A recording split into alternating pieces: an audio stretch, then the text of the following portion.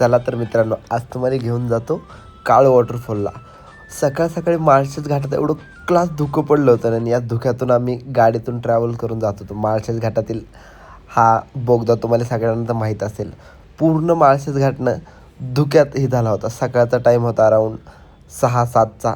पूर्ण घाट धुक्यामध्ये पसरून गेलेलं होतं. समोरचं एक 2 किलोमीटरचं अंतर झाले. हा तर धबधबा माळशेज घाटातला सगळ्यांना माहीत असेल. सगळे गाडी घेऊन गेले आणि थोड्या वेळातच धुकं सगळं क्लिअर झालं. आम्ही घाट उतरलो आणि समोर काय व्ह्यू दिसत होता.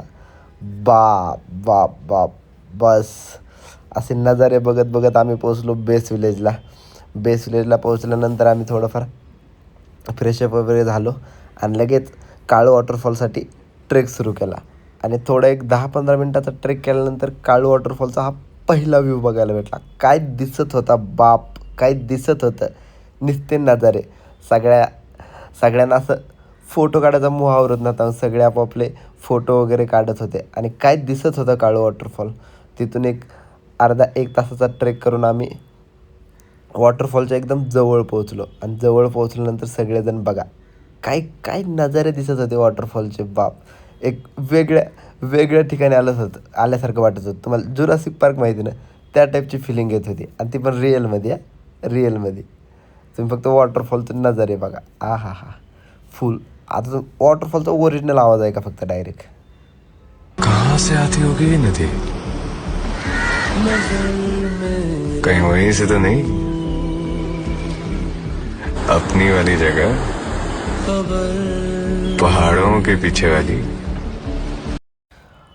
त्या दिवशी संडे असल्यामुळे जरा गर्दी होती वॉटरफॉलला. पण आम्ही पण काय गर्दी काय, आपली मज्जा सोडायची नाही. वॉटरफॉलमध्ये मज्जा करून आम्ही रिटर्नचा ट्रेक सुरू केला. आणि वापस येताना पण काही नजारे दिसत होते. अख्खा माळशेज घाट खालून दिसत होता. आणि परत येताना पण मोह आवरला नाही आहे. वॉटरफॉलचे थोडे शॉट घेतले आणि आम्ही बेस विलेजला आल्यावर थोडा पाऊस पडून गेला आणि वातावरण क्लिअर झालं होतं. बघा काय दिसतंय. आणि वापस येताना घाटात काही पाऊस लागला नाही आहे. पण घाट बघायला भेटला याचं वेगळं सुख होतं, कारण घाटात धुकं नव्हतं ना. आणि सगळ्यांनी जेवण वगैरे करून आम्ही रिटर्नचा प्रवास सुरू केला.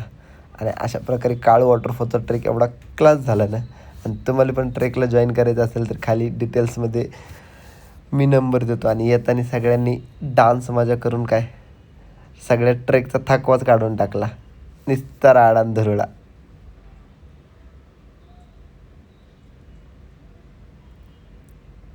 आणि सगळे एन्जॉय करत आम्ही पोहोचलो संध्याकाळी पुण्यामध्ये.